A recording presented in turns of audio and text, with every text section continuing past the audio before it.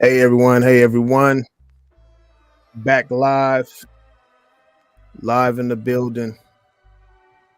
Got a few of my one of my beats playing in the background. I have not wrote a song to this yet, but you can bet I'm about to give my respect. You didn't know that I rap and I used to slang the crack, but now I'm living different. I'm steady stacking silver and gold, and I'm so bold. And you know that I've always done what I was told by my mama, so I could avoid all the drama. Man, I'm kind of tired and I'm fumbling over my words. Huh. They say what you spitting is absurd. How can you talk about the BRICS nations? Yeah, I'm just being patient with my investments because I'm wise. Rick Rule didn't tell me lies. Uh, I'm messing up, y'all. Now, let me get back to the point of the video. So, this is one of my beats I bought. I'm actually a hip hop artist. I do not freestyle, by the way. I hardly ever freestyle, but it's just cool. When you're in the mood and you're feeling it, just kick some bars. Um, Hopefully, YouTube doesn't flag me, for the beat because I do own the exclusive rights. Hopefully, somebody take the live stream over. Hey man, JT, man, I'm just feeling it. I like this. I like streaming live because you find other people that have similar interests as you. You build a community, and it's cool. You know what I'm saying? Like, I mean, it's cool. Just three people just popped in. That's pretty dope. Hey, you popped in. I hope you ain't forgotten that I'm headed for the top 10 in this YouTube game. Yeah, I'm just let me stop. That's all freestyle, y'all. I've been doing music for a while, so I got some bars up there. I'm just gonna play some of my well, not play some of my, I'm tripping. I'm just gonna show some of my silver pieces and let the music kind of fade down a little more. But it's pretty much I wanted to show some of my favorite silver pieces. I talk silver and gold a lot, but I don't sometimes I don't, I'm not very flashy with it. I may post a picture here and there. So one reason is obviously, I mean, security reasons. Like, you don't want people just knowing everything that you got. Like, even for me, like being at the Rural Symposium, I posted a couple photos of like me on the yacht, me driving the Ashton Martin, all these different things, right? And then people on, my social media may think I got it like that, even though I'm working towards that. That don't necessarily mean that, but however, I have to be careful with how I move. You got to stick and move, and so I'm gonna show y'all a few of my silver pieces. Be sure to check out um, the YouTube membership. You can always become a member. I also have the link in the description for the investment conference coming up that I've been promoting. So be sure to check that out. So let's get into it. That's what y'all here for, right?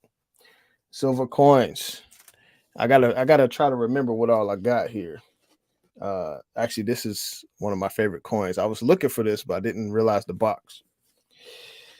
All right, so this is United States Mint, 5-ounce silver. I had to get my hands on these. I saw one and I for a auction, and this is a certificate of authenticity, right? And this is a Tuskegee Airmen um, historic site of Alabama. So let me try to get this thing out. It's still pretty fresh. I had to get one. I had to get one. Hopefully, yeah, there we go. There we go. So this is a Tuskegee Airman. right here, as you can see. Yeah, 5 ounces of silver. I got this. I don't do a lot of numismatics because I've uh I've lost some money on numismatics. It just depends on what you buy, right? I mean, I have a bunch of stuff. I have Donald Duck coins, Scrooge McDuck coins, all type of stuff, and some of them, you can sell for quite a bit, and some of them you can't really sell for much, and so you lose the premium on them. So I've been done with numismatics for a little while. I try not to buy too much. Jay said he got one of those. Okay, dope, man. I'm glad you in the camp. Let's see. I forgot how many's minted of these, but I'm glad you in the camp. We need to get JT one next. So let's see what else I got. Hit the like button like your name is Benjamin. No fronting. Hey, for real. This is a Hebrew calendar. I think it's 2 ounces of silver. It's pretty dope. Got some dope, writings on the inside. So yeah, I mean, to me, this is just like a representation of my faith. I'm not Hebrew Israelite or anything like that, but just the nature of the Hebrews in the Bible. So I really like this one right here. So that, like the silver coins that I keep, the numismatics that I keep is solely for they have some type of meaning for me. Usually I was just buying everything, like childhood cartoons and all that type of stuff. And it just really didn't, they didn't hold value as much. And so I was talking to International Coin Alliance at the Rural Symposium. They do a lot of numismatics. I have a few videos of some of their coins, but they said that you can't just buy stuff that you like. You have to buy stuff that other people like too. So this here, I don't know if any of y'all have this here.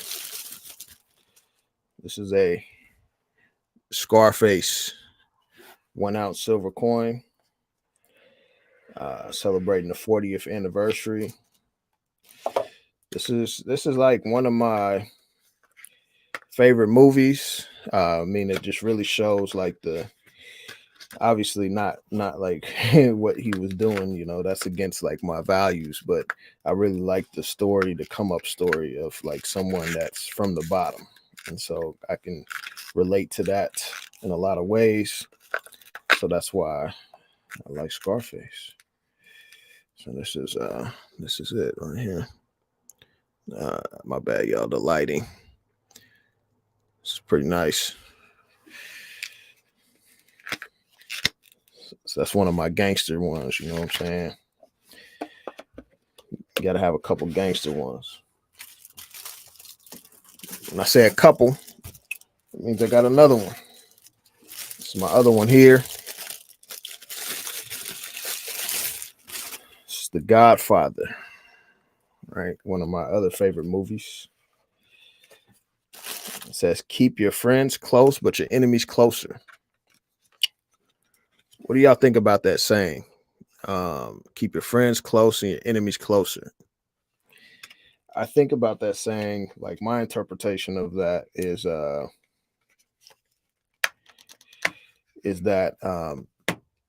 you want to know, like it's almost like the art of war, like Sun Tzu, who wrote that book.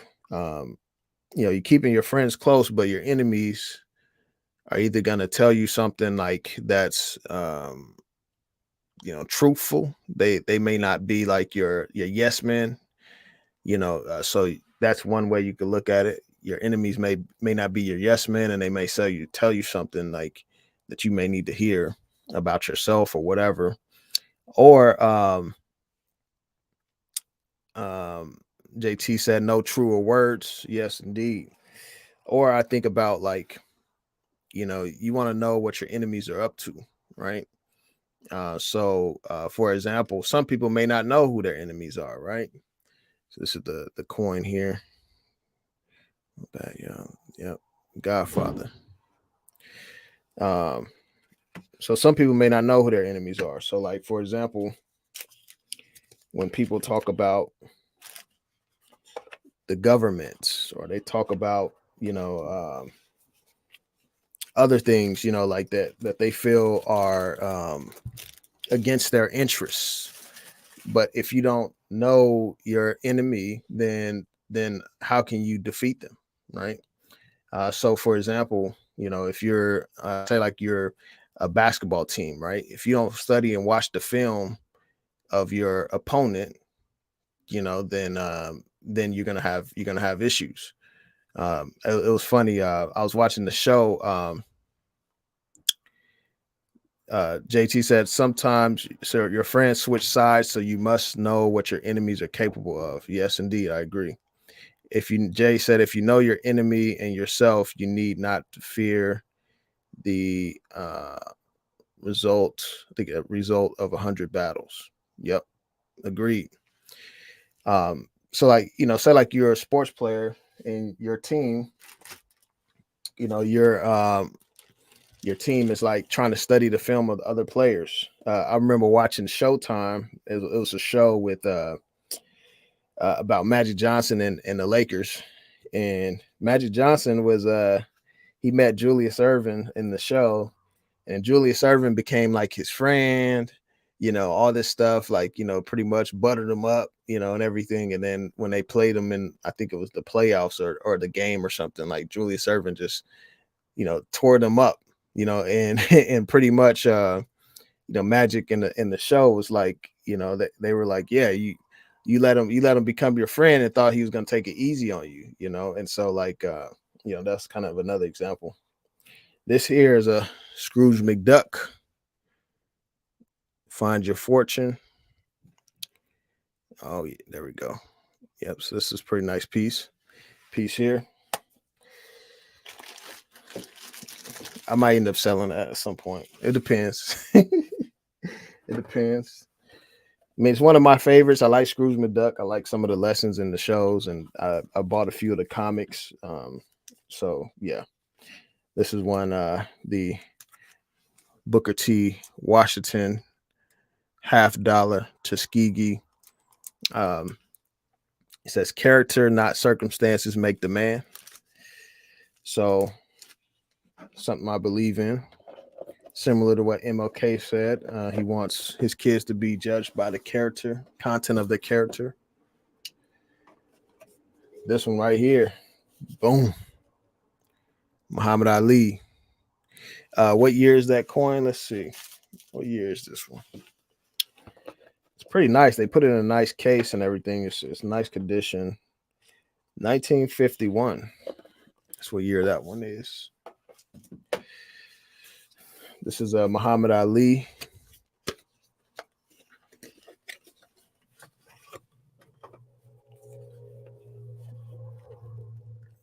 It's one of my beauties right here. It's a colorized. I got to take it out for y'all. The light ain't working in my favor. Actually, let me see. Maybe that'll help. Let's see. So this is Muhammad Ali, colorized silver ounce. Yeah, pretty nice. It's one of my favorites. I like Muhammad Ali because he could take a loss and come back. He wasn't so obsessed with just his record. Even though he had a good record, he wasn't. He, could take a loss and still stand as a man. See what we got here. Boom.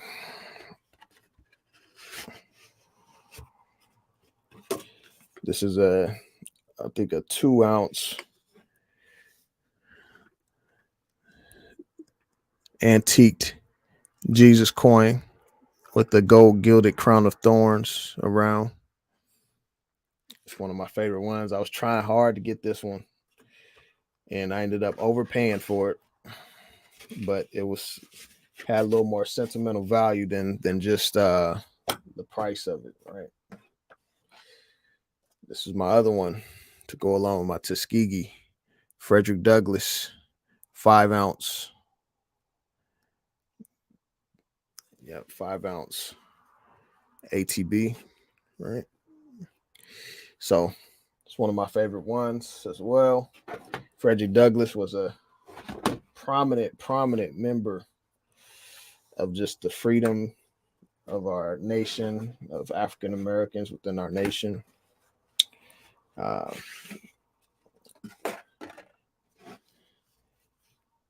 he's very smart, very intelligent. This is a Last Supper coin. He's pretty nice. I got another Last Supper. I got the Scottsdale Last Supper. JT wanted it. But I got to it first in one of our groups where they sell bullion and numismatic coins. The crazy part is, like, I don't have the COA, I don't have the certificate with it or the packaging or anything, but the coin is like so hard to find. Like, you cannot find it on eBay or any of that. And so, it's just like, okay, well, let me grab this then. This is the last one I'm gonna show here. This is a Noah's Ark. This one is really hard to find. So this one, I mean, that Last Supper one that I had, it goes for, I don't know what. You said I'm a coin sniper on them auctions. Man, I lost my touch, man. People were beating me. They've been beating me out. But I've also slowed down. So this is Noah's Ark. This is the certificate of authenticity. I love the Noah's Arks. I had one 3-ounce silver Noah's Ark, but I can't even find it no more. I gave it to a friend of mine as a gift. And now I can't even find them joints on no market no more. This is the Noah's Ark colorized here. Just amazing detail. Yeah, 5 ounces. So these actually, I think only, how many were minted? I think it was only like 500 minted or something. No, 299 minted. So if you see these on eBay, people are paying anywhere from $1,000 to $1,400 for these. I thought about selling it. This is probably like my favorite one, and I thought about selling it just because of how much the value, people are willing to pay for it. However, I kept it. So those are just some of my silver coins. I mean, I didn't show y'all this one. This is the Africa Big Five. It's nice coin. Got the lion, the rhino, the elephant, everything in there. So yeah, the cheetah. That's another one. I got rid of a lot of my numismatics, y'all, because yes, it's low mintage, bro. It's very low mintage. I almost bought a second one. I wish I would have, because I would have sold it. But I have the Tower of Babel one too. I gotta get soon. But yeah, I stopped doing a lot of numismatics, because I lost a lot of money. I've gained money on some of them. Some of them I lost money on because sometimes with those coins, you can only get what people are willing to pay for them, right? I mean, I guess that's with anything, but you buy something thinking that it's going to hold value, and then it's hard to sell it. So I had a few coins I was sitting on for a long time. I went and sold a lot of my numismatic coins, and only kept a select few because I had way too many. I had about, I don't know what, $25,000 worth of numismatic coins, something like that. I had to liquidate a lot of my metals. Liquidated a lot. I had way too much percentage of my net worth in metals. I had about what I was about what $50,000 worth of metals. I had about that point. I think where was I at, JT? I had what I think 8 ounces. I had about 8 ounces of gold, 8 or 9 ounces of gold, and I had a lot of silver. I had crazy amounts of silver, and I just had too much, and I was like, okay, well, let me liquidate some of this. So I liquidated the numismatics that were hard to sell. Got rid of almost all of those. This is like I think I just sold the last bit, which I'm glad because I started restacking, cleansing my stack and restacking. I have not found the other gold. Told JT I lost a magnetic thing of gold, and it's in my logger, so I know I have it somewhere. And it had probably like uh 1 ounce of American Eagle 1/10 golds. So it's 10 it's probably like 10 1/10 ounces of gold in there, and then I had some silver in there too. And I can't find it nowhere. I stashed it around my house. I moved, stashed some stuff around that house, moved again, then stashed it around this house. Luckily, the last two houses, one is owned by my mother-in-law, right? She lives there. So I've been there looking, trying to find it. And then the other house we still own, but we rented out to a friend of ours that's a tenant. So, and so when she leaves, then I have to try to find it. I think I may have stashed it in the attic or something. But yeah, I still haven't found that, it's kind of a sore spot for me. However, I had to liquidate a lot of my metals because, it was just too much. You had to be liquid in this environment. You got to be liquid. If you're not liquid, you can easily get squeezed out, especially, when it comes to, wanting to be debt free, having to pay higher interest on debt, right? Other priorities that you have. I started paying for college out of pocket. So that was one reason, this for my master's degree. So I paid probably about $15,000 in the last year. I'll be done in October. So I'm happy to be done with that and to deploy more of that capital towards, my stacking, and as well as other things, other priorities I have. But you have to be liquid. And I think that I missed out on a lot of money because I was overweight in metals. So, and you want to just have just enough, so that, if gold goes up really high, the rest of your life is going to be impacted in a negative way. So they say own gold for insurance and pray it doesn't go up. And then silver, obviously you can own that as insurance as well, but it can also be a speculative play. So I had too much, and I think I missed out on some gains in the market because I did have too much in the metals. And I'm not a trader in the metals. I just recently started selling just to liquidate. I'm not a dealer. So, it was kind of like me just buying and holding, and then, my wealth was just stored there. So now I'm back down to about, I don't know what, 15K in metals, something like that. So,